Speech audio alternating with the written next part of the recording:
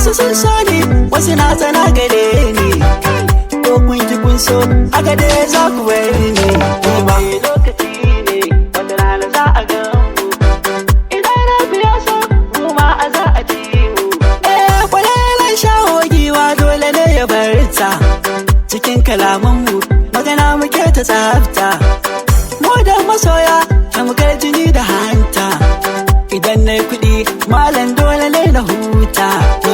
Lokaci ne, wata rana za a gan mu. Idan rabu ya so, mu ma a za a ci mu.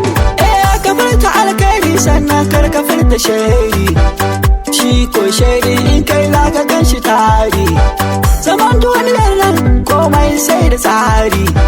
Zaman gidan aure sai an haɗa da sirri. Shi ma lokaci ne, wata rana za a gan mu.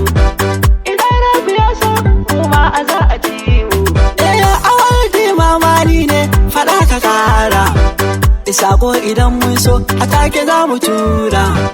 Faɗa da masoyin kirki ya zama asara. Maza da mata dukkan kula ya beku. Lokaci ne, wata rana za a gan mu. Idan rabu ya so, mu ma a za a ci mu. Idan rana ta fito ƙaryar hannu ya daɗe. Da mun buga ƙofa ai dole ne su buɗe.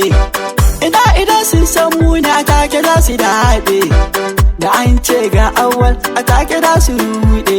So ma lokaci ne, wata rana za a gan mu. Idan rabu ya so, mu ma a za a ci mu. wahalar karatu ba wacce ban na sha ba.